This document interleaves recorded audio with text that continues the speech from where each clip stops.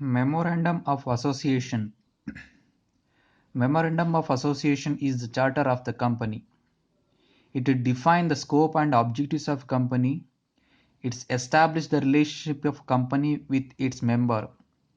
A company cannot be incorporated without these documents. A company can undertake the activities and that are contained in its memorandum association.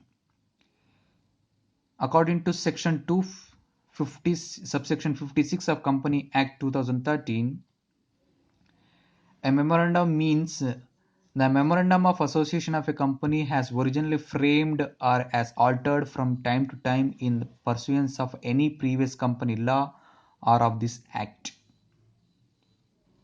When it comes to point of contents of memorandum of association,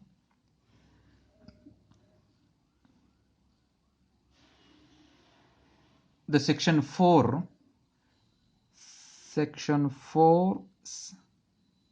Company Act 2013 deals with the memorandum association. The memorandum association of company contains various classes. The first one is a name classes. The name class. This class contains the name of company with which the company is made known. The name of company establishes its identity and symbol of its existence. When it comes to point of rules regarding the name, a company cannot select the name that is undesirable in opinion of central government. A company cannot select the name that is mislead the public. A company should not select a name which is identically with the name of an already existing company.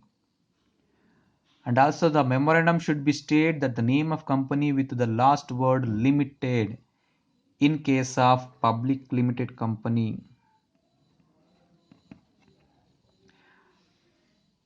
And also private limited in case of private company. But in case of company as incorporate for the promotion of arts, science, religion, culture, etc., it can omit the use of a word limit or private limited by obtaining the permission of central government. And also a company cannot use it, not permit, a company is prohibited from using the name and emblem of UNO and WHO. In addition to this, a company is prohibited from using the following in its trademark and patents: the Indian national flag or the official seal and emblem of the state and central government, like that. When it comes to point of a situation clause, the clause must be specified the name of a state in which the registered office of company is situated. However, the exact address of registered office is not required to state in the memorandum. Within 15 days of its incorporation and thereafter, a company must have a registered office to which communication, correspondence and the notice have to be sent. In addition to this,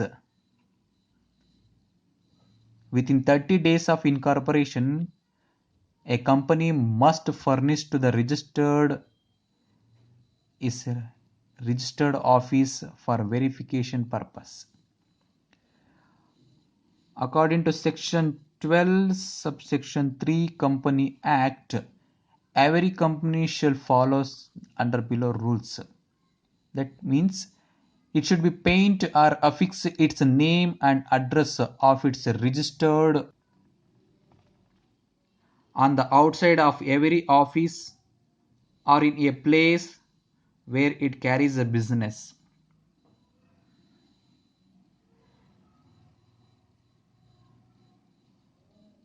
And also have its name engraved in a legible character on its seal.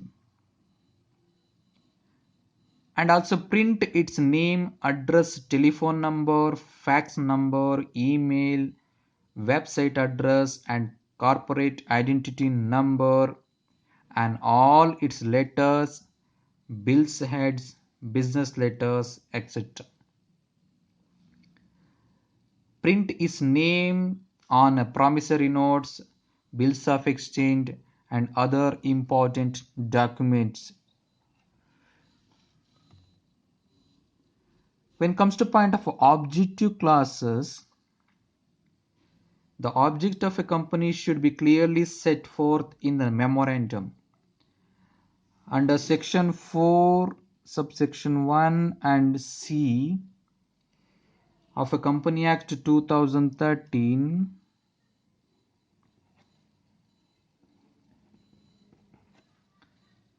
every company must state in its memorandum the object for which the company is proposed to be incorporated and any matter considered necessary in thereof. The object classes of company define and confine the scope of its activities. Scope of its activities. Special objectives determine the power of company can exercise. The purpose of objective classes is to enable the person dealing with the company to understand the permitted range of company activities. A company is not permitted to act behind its defined objectives.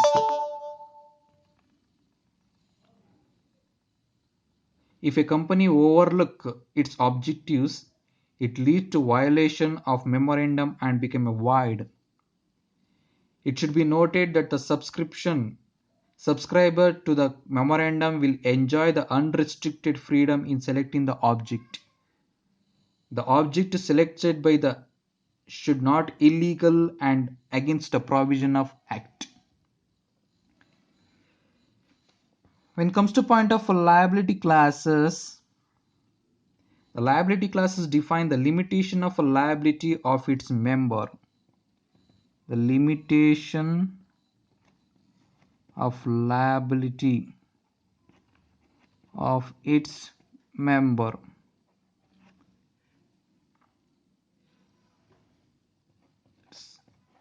First, limited liability by share. A liability limited by share. And one more, liability limited by guarantee. Liability limited by share, liability limited by guarantee. If the liability of the members is limited by share, then no member is called upon to pay more than the amount unpaid on his share in case the company is winding up. For example, if a shareholder is holding a rupees 10 per share, where he has paid rupees 7 on it, he can be called upon to pay the balance of rupees 3 only. Suppose a member holding a share on which he paid full amount of rupees 10, his liability is nil. But in case of a liability limited by guarantee,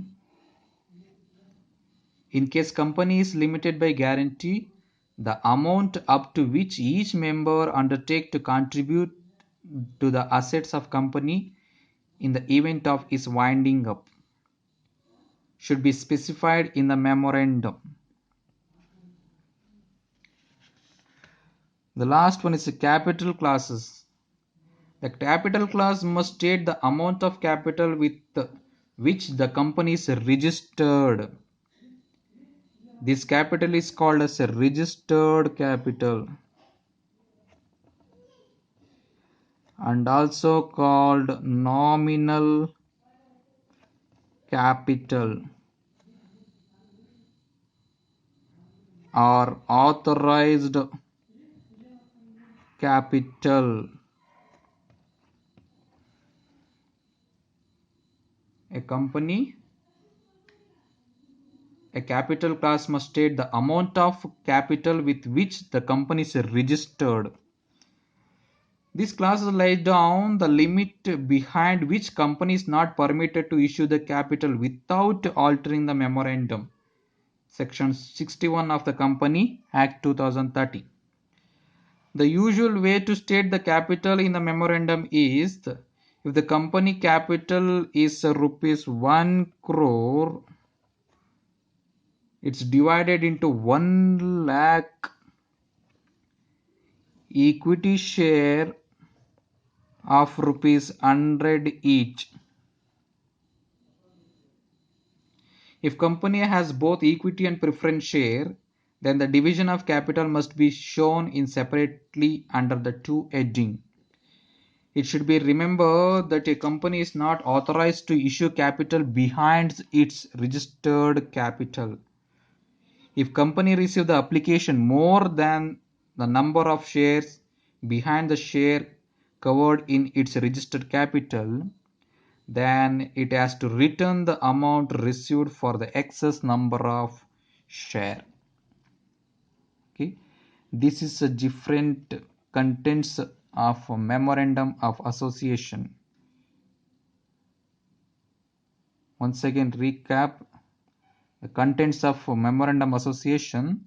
That's a name class, the second one is a situation class, the third one is a objective class, the fourth one is liability classes, the fifth one is capital classes. Thank you.